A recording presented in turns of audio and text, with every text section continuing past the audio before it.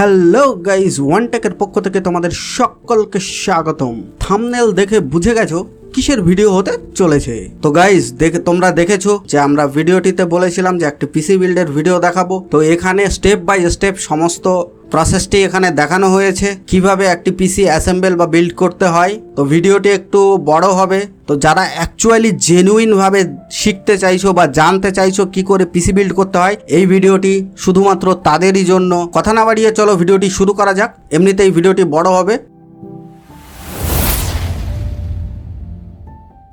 প্রথমেই আমরা একটা ক্যাবিনেট নিয়ে নিলাম, যেটা ফ্রন্টেক কোম্পানির FT4277, যেটি একটি স্মল টাওয়ার ক্যাবিনেট। এখানে আমরা ফ্রন্টেক কোম্পানির একটা স্মল টাওয়ার ক্যাবিনেট নিয়ে নিলাম, যেটা মাইক্রো ATX মাদারবোর্ডের জন্য খুবই compatible. Compact size, small and compact সাইজের মধ্যে ক্যাবিনেটটি খুবই সুন্দর। অল্প জায়গার মধ্যে এটা আমরা ফিট করে নিতে পারি। ক্যাবিনেটটি সুন্দর বক্স প্যাকের সাথে আমাদের কাছে এসে পৌঁছেছে। যাই হোক, এটা আমরা খুলে নিচ্ছি। নর্মালি এটা আমরা খুলে নেওয়ার পর নর্মালি এখানে দেখতে পাচ্ছেন যে আমাদের ফ্রন্টে দুটো USB port, front panel, audio এবং মাইক্রোফোন পোর্ট, এবং রয়েছে পাওয়ার বাটন, রিস্টার্ট বাটন এবং LED ইন্ডিকেশন। এর ওয়্যার গেজটাও খুব সুন্দর কোয়ালিটির সাথে আমাদের ওয়্যার দেওয়া আছে। তো আমি দেখুন প্রথমেই ক্যাবিনেটের দুদিকের প্যানেলটা খুলে নিয়েছি। তার কারণ এখানে আমাকে ওয়্যারটাকে খুব করে ম্যানেজ করে এটাকে ইউজ করতে হবে। দেখুন, ওয়্যার আমি ফ্রন্টেও রাখতে পারতাম, কিন্তু সেটাই কিছুটা হলেও আমাকে যে হিট মেনটেন করা হয় তার কিছুটা হলেও কম্প্রোমাইজড হয়ে যায়। কারণ ওয়্যারগুলো সামনের দিকে ছড়ানো থাকলে ভালোও লাগে না।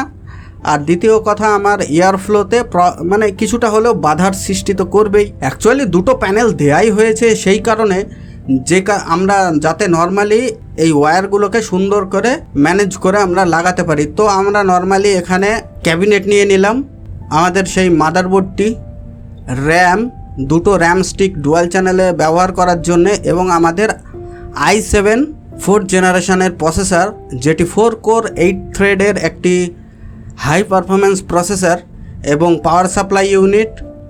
তো প্রথমে আমরা আইও শিল্ডটিকে ফিটিং করে নেব। তো দেখতেই পারছেন প্যাকেটটিকে খুলে আমরা আইও শিল্ডটিকে এখানে সুন্দর করে বসিয়ে নেব। এবং এটাকে দেখুন, এটা একটা গ্রিপ সিস্টেমে আছে, নর্মালি এরকমই থাকে। তো গ্রিপটাকে সুন্দর করে বসিয়ে ক্যাবিনেটের সাথে আমাদের ফিক্স করে নিতে হবে। তো আইও শিল্ড ফিক্স করার পরে কিন্তু আমরা মাদারবোর্ডটিকে এখানে আইও শিল্ডের সাথে ম্যাচ করে সুন্দর করে বসিয়ে নেব। এবং দেখতে হবে যে ক্যাবিনেটের যে স্ক্রু পয়েন্টগুলো আছে স্ক্রু হোল্ডারের সাথে ম্যাচ করছে কি না। সেগুলোকে ম্যাচ করে যখনই আমরা মাদারবোর্ডটিকে বসিয়ে দেব, তখন আমাদের স্ক্রুগুলোকে নিয়ে মাদারবোর্ডটিকে টাইট করে লাগিয়ে নিতে হবে। মাদারবোর্ড লাগানোর নিয়মটা হচ্ছে, দেখুন, চারি কোণায় যতগুলো পয়েন্ট আছে প্রত্যেকটিতে স্ক্রুকে হোল্ড করান। প্রথমে স্ক্রুগুলোকে হোল্ড করান, পুরো টাইট দেবেন না, পুরো স্ক্রুগুলোকে হোল্ড করাতে হবে। কারণ প্রথমেই যদি আমি একটি স্ক্রু টাইট দিই এবং সেখানে যদি দেখি মাদারবোর্ডটি কোনো রকম একটু ধরো উঁচু নিচু বা একটু টাল হয়ে যদি থাকে, বাংলায় যেটা আমরা বলি টাল হয়ে থাকলে কিন্তু একটা স্ক্রু যখন বেশি টাইট দিয়ে দেবো, অন্যটি টাইট করার সময় কিন্তু মাদারবোর্ডটিতে ক্র্যাক আসতে পারে, ক্র্যাক ডেভেলপমেন্ট হতে পারে, বা কোনো পার্টসের ক্ষতি হতে পারে। তো আমরা প্রথমে যতগুলো পয়েন্ট আছে ততগুলো স্ক্রুকে জাস্ট নর্মালি এটাকে হোল্ড করাবো। হোল্ড করার পরে যখনই বুঝতে পারবো যে এটা সুন্দরভাবে বসে গেছে, তখনই আমরা প্রত্যেকটা স্ক্রুকে ফুল টাইট দিয়ে নেব। টাইট দেওয়ার পরে চেক করে নেব যে আমাদের মাদারবোর্ডটি কোনো রকমভাবে নড়ছে কি, লুজ কানেকশান আছে কি না। তো সেটা হয়ে যাওয়ার পরে প্রথমেই আমরা যে আমাদের ক্যাবিনেটের পাওয়ার বাটন, LED বা ফ্রন্ট প্যানেলের USB port, audio, microphone point, যে সমস্ত কানেকশানগুলো আছে সেই সমস্ত কানেকশানগুলো মাদারবোর্ডের সাথে সুন্দরভাবে ওয়্যারটাকে ব্যাক প্যানেলের মধ্য দিয়ে নিয়ে গিয়ে আমরা এটাকে কানেক্ট করে নেব। তো এখানে দেখছো জুম করে দেখানোই হচ্ছে যে আমাদের যে পয়েন্টগুলো আছে, মাদারবোর্ডের যে ম্যানুয়ালটা আছে না, ম্যানুয়াল বুকে কিন্তু সমস্ত কিছু ইন ডিটেলসে লেখাই থাকে। তবুও ভিডিওতে দেখতেই পাচ্ছ যে এই কর্নারে যে এই যে কালারিং যে পোর্টটা আছে, এখানে কিন্তু ছোট্ট ছোট্ট অক্ষরে লেখা আছে কোনটা কিসের পয়েন্ট দেওয়া আছে। সেগুলো আমি এখানে অতটা ফোকাস আনতে পারছি না, তবে দেখতে পাচ্ছো। এবং প্যানেলের সাথে বোর্ডের প্যানেলের সাথে যে পয়েন্টগুলো আছে তার গায়েও কিন্তু সমস্ত কিছু লেখাই আছে যে কোনটা কিসের পোর্ট। যেরকম অডিওর হলে অডিও লেখা থাকবে, ইউএসবির হলে ইউএসবি লেখা আছে, এবং যেখানে আমাদের সামনের এলইডি দুটো ইন্ডিকেশন থাকে, একটা হচ্ছে পাওয়ার এলইডি, একটা থাকে স্টোরেজের জন্য, সেটা এইচডিডি থাকে, কারণ প্রথমে আমরা হার্ড ডিস্ক ইউজ করতাম, সুতরাং এখনও ক্যাবিনেটগুলোতে এইচডিডি লেখা থাকে, তো যেটা হার্ড ডিস্কের এলইডির জন্য ইন্ডিকেশনের জন্য দেওয়া থাকে। তো এবার সেটা নেগেটিভ পজিটিভও মার্কিং করা থাকে, প্লাস মাইনাস দেওয়াই থাকে। তো সেইভাবে আমাদের মাদারবোর্ডের লেখার সাথে ম্যাচ করে এগুলোকে কানেকশান করে নিতে হয়। সাথে যেমন পাওয়ার বাটনের সাথে পিডব্লিউ বাটন বলে লেখা আছে, রিস্টার্ট বাটনের সাথে আরএসটি বলে বা কোনোটাই আরএস বলেও, আরএস বাটন বলেও লেখা থাকে। আর ইউএসবি তো ইউএসবি পোর্টই থাকে। তো সেম মাদারবোর্ডেও সেম কানেকশান পয়েন্টগুলো দেওয়া থাকে। ইভেন মাদারবোর্ডের যদি আমরা যে ম্যানুয়াল বুকটা থাকে সেই বুকটাকে ফলো করলেও খুব সুন্দরভাবে কিন্তু আমরা কানেকশানগুলো করে নিতে পারবো। তো আমরা প্রথমেই এই কানেকশানগুলো সুন্দরভাবে করে নিচ্ছি। তো দেখতেই পারলেন এখানে আমরা নর্মালি পাওয়ার বাটন, এবার হার্ড ডিস্ক এলইডির যে কানেক্ট পোর্টটি সেটা আমরা বসিয়ে নিচ্ছি। এরপরে রিস্টার্ট সুইচ এবং রিস্টার্ট সুইচের কানেকশানটিও করে নেব। তো এই কানেকশানটি হয়ে যাওয়ার পরে এবার আমরা কিন্তু সকেটের এই জায়গাটি সুন্দরভাবে যে এই যে হ্যান্ডেলটি দেখছেন, হ্যান্ডেলটিকে জাস্ট হালকা একটু প্রেশার করুন। প্রেশার দিয়ে জাস্ট নর্মালি একটু স্লাইড করলেই কিন্তু দেখুন ক্ল্যাপটা খুলে যাচ্ছে। এটা খুলে যাওয়ার পরে আমাদের যে ডামি প্লাস্টিকের একটা প্রসেসর ইউনিট থাকে, যেটা অ্যাকচুয়ালি সকেটটিকে কভার্ড করে রাখে, যাতে এর যে মাইক্রো পিনগুলো আছে সেই পিনগুলোর যাতে কোনো ক্ষতি না হয়। কোনোটাই পিন থাকে বা কোনোটাই পয়েন্ট করা থাকে, তো যেটাই যেরকম থাকে অ্যাকচুয়ালি এটা দেওয়ার মেন উদ্দেশ্যই হচ্ছে ওইটাই, যে এটার যাতে কোনো রকম ক্ষতি না হয়। তো নর্মালি এটা আমরা খুলে নিলাম। এবার এখানে কিন্তু ইন্ডিকেশান অলরেডি দেওয়া আছে, দেখুন মাদারবোর্ডে অ্যারো মার্ক দেওয়া আছে, প্লাস প্রসেসরে গ্রিপ কাটা আছে, অ্যারো মার্ক দেওয়া আছে। তো নর্মালি এই যে অ্যারো মার্কটা আছে, অ্যারো মার্কটা আর মাদারবোর্ডের অ্যারো মার্কটা দেখে আমরা নর্মালি দেখুন বসিয়ে নেব। অ্যারো মার্কের সাথে সাথে কিন্তু এখানে গ্রিপও আছে, সুন্দর গ্রিপটা দেখে নিলাম। দেখে নেওয়ার পরে এবার আমরা এটিকে সুন্দর করে এর উপরে বসিয়ে দিয়ে জাস্ট হ্যান্ডেলটিকে সেম প্রসেসে এটাকে প্রেশার দিতে হবে, যেহেতু নতুন তো একটু বেশি এবার প্রেশার লাগবে। ইভেন এটাকে আস্তে স্লাইড করে দিলে কিন্তু এটা লক হয়ে যাবে, এত সুন্দরভাবে লক হয়ে যাবে যে এটা আর খুলবেও না, লুজ কানেকশনও করবে না। তো এবার আমরা DDR3 দুটো 8GB dual channel RAM stick use করব। তো প্রথমে আমরা র্যাম স্টিকগুলো খুলে নিচ্ছি প্যাকেজিং থেকে, বাট এটা একটি সেন্সিটিভ, এগুলো কিন্তু প্রত্যেকটা প্রোডাক্টই সেন্সিটিভ, তো এগুলো সাবধানে ধরবেন, সাবধানে প্যাকেট খুলবেন, তাড়াহুড়ো করার কোনো প্রয়োজন নেই, ধীরে ধীরে করুন। এখানে তো আমি 25 মিনিটের মধ্যে ভিডিওটা দেখাতে পারছি, 20-25 মিনিটের মধ্যে ভিডিওটা নিয়ে এসেছি, বাট অ্যাকচুয়ালি এটা কিন্তু আমাকে অ্যাসেম্বল করতে 1 থেকে 1.5 ঘন্টা টাইম লেগেছিল, কারণ আমি অ্যাসেম্বল করার সাথে সাথে ভিডিও ফুটেজগুলোও ক্লিক করছিলাম সেই কারণে। তো প্রথমেই আমরা দেখুন র্যামের যে দুটো ক্লিপ আছে, ক্লিপগুলোকে জাস্ট একটু হালকা করে প্রেশার করলেই কিন্তু এটা লকটা আনলক হয়ে যাবে। এবার র্যাম স্টিকটাকে বসিয়ে দেবো। দেখুন হাত দিয়ে কিন্তু আমরা লকটাকে লাগাতেই পারি, তাতে কি হয় র্যামটা অনেক সময় দেখা গেল কোনো সাইডটা ঠিক করে লাগলো বা অন্য সাইডটা লাগলো না, বা কানেকশানটা ঠিক অনেক সময় লুজ থেকে যায়। অ্যাকচুয়ালি র্যাম লাগানোর প্রসেস হচ্ছে র্যামটাকে বসিয়ে জাস্ট দুদিকে আঙুল দিয়ে প্রেশার দিন, একটা ক্লিক শব্দ করে, মানে একটা আওয়াজ করে এই লকটা অটোমেটিক্যালি লক হয়ে যাওয়ার কথা। কিন্তু দেখুন প্রথম দিকে অনেকে অভ্যস্ত নয়, ভয়ও লাগে যদি ভেঙে যায় বা কোনো রকম ড্যামেজ এসে যায়। তো দেখুন যেটা নিজেকে বুঝতে হবে যে আমাদের কিভাবে সুইটেবল হচ্ছে আমাকে অ্যাসেম্বল করতে। তো আমরা হাত দিয়েও প্রথম ওটাকে নর্মালি লাগিয়ে নিতে পারবো, কোনো অসুবিধা নেই। তো র্যামটা লাগানোর পরে এবার আমাদের মেন পাওয়ার সাপ্লাই ইউনিটটা এখানে বিল্ড করব। তো দেখুন এখানে তো আমি একটা 800 ওয়াটের পাওয়ার সাপ্লাই ইউনিট ইউজ করেছি, যেটা একটা 120 mm এর বড় একটা কুলিং ফ্যানের সাথে আসে। এটাও ফ্রন্টেক কোম্পানির। আগের ভিডিওটা যদি দেখে থাকেন সেখানে দেখতে পাবেন সমস্ত ইন ডিটেলসে বলা আছে। ইভেন পার্টিকুলার একটা পার্টসেরও প্রোডাক্ট আনবক্সিং, তার স্পেসিফিকেশান ইন ডিটেলসে বলা আছে। আমাদের কম্পিউটার বা পিসি বলে একটা যে প্লেলিস্ট আছে, প্লেলিস্টটা চেক করো, সেখানেই সমস্ত ভিডিও দেওয়া আছে। তো সেম প্রসেস, এটাকেও জাস্ট সুন্দরভাবে এখানে বসিয়ে নেব ক্যাবিনেটের সাথে বসে নেওয়ার পর যে স্ক্রুগুলো আমাদের পাওয়ার সাপ্লাই ইউনিটের সাথে এসেছিলো সেই সেম প্রসেসে, মাদারবোর্ডের মতনই সেম প্রসেসে 4টি স্ক্রু দিয়ে প্রথমে আমরা পাওয়ার সাপ্লাই প্রথমে আমরা পাওয়ার সাপ্লাই ইউনিটটিকে হোল্ড করব।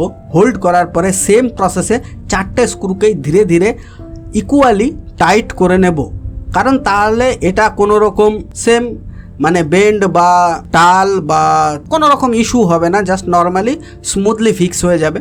তো সমস্ত স্ক্রুগুলো টাইট দিয়ে নেওয়ার পরে আমাদের কিন্তু প্রত্যেকটি কানেকশানকে মাদারবোর্ডের সাথে কানেক্ট করতে হবে।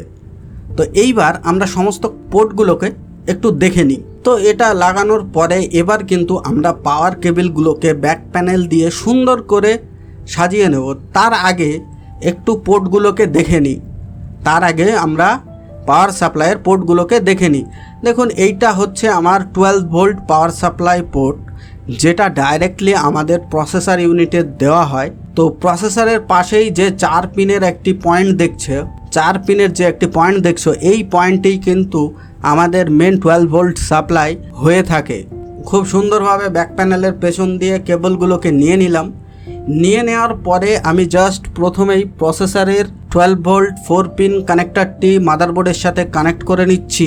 সেম এগুলোও লকিং সিস্টেম থাকে, সাইড লকিং সিস্টেম। জাস্ট ওটাকে একটু ক্লিপটাকে ধরে নিয়ে নর্মালি এটাকে চাপ দিলেই কিন্তু মাদারবোর্ডের সাথে এটা লকড হয়ে যাবে। এরপরে মেন ATX কানেক্টরটি কানেক্ট করে নিচ্ছি, যেটা আমাদের র্যাম স্লটের সাইডেই দেওয়া আছে। তো আমাদের মেন ATX কানেক্টরটি কানেক্ট হওয়ার পরে জাস্ট চেক করে নেবে যাতে কোনো লুজ না হয়। এটা দেখবে সাইডে একটা লকিং সিস্টেম আছে, জাস্ট লকিং সিস্টেমটা একবার চেক করে নিলেই হবে।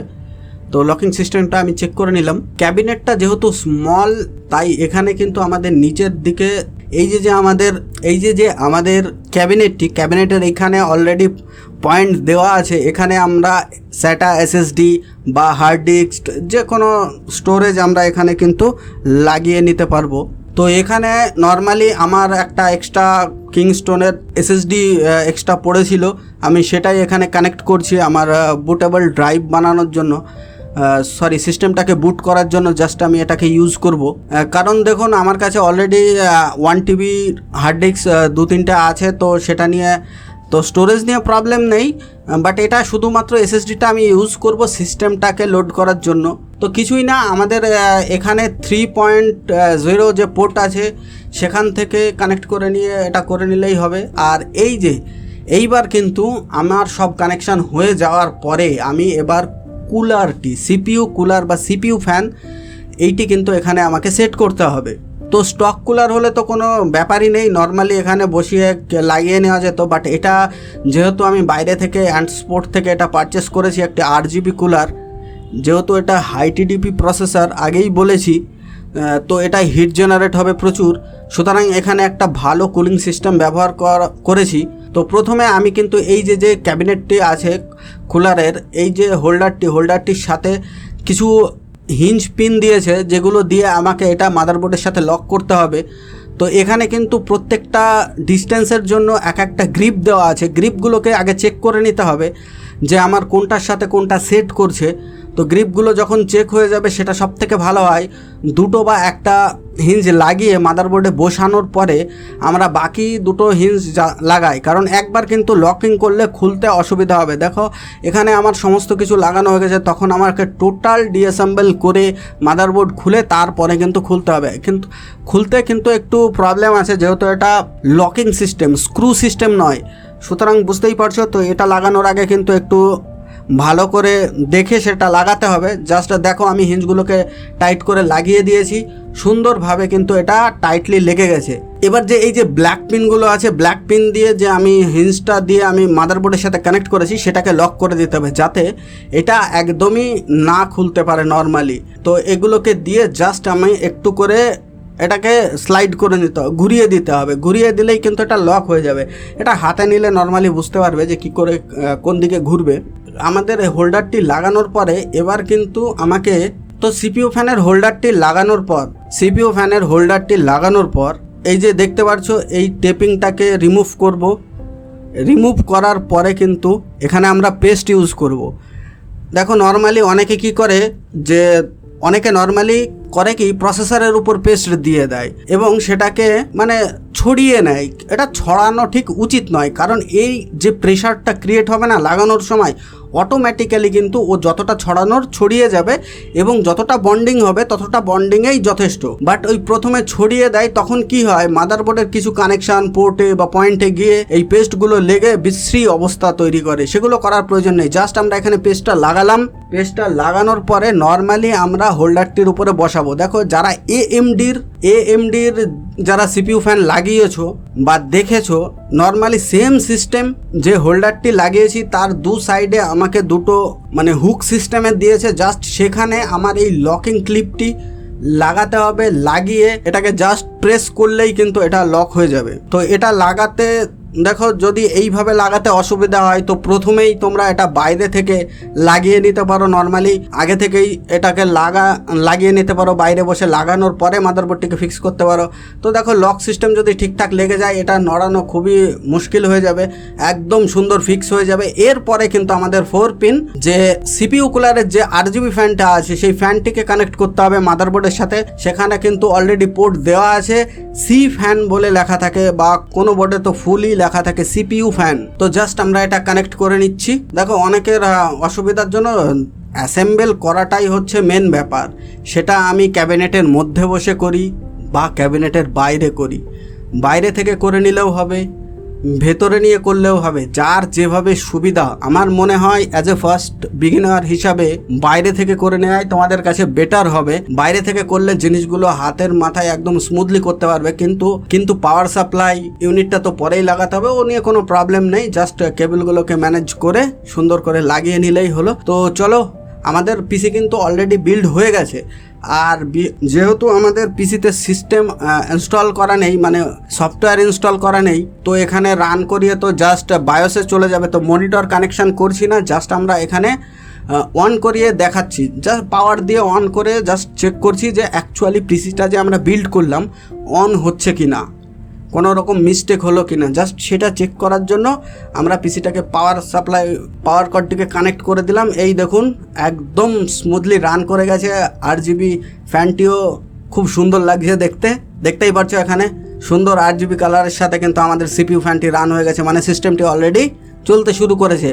তো আসছি খুব শীঘ্রই টেস্টিং ভিডিও নিয়ে, যেখানে আমরা দেখব ভিডিও এডিটিং, গেম প্লে, কী পারফরমেন্স, কতটা পারফরমেন্স দিচ্ছে আমাদের এই নতুন বিল্ড করা এই পিসিটি, সেইগুলো আমরা দেখব নেক্সট ভিডিওতে। ততক্ষণের জন্য bye bye, have a good day.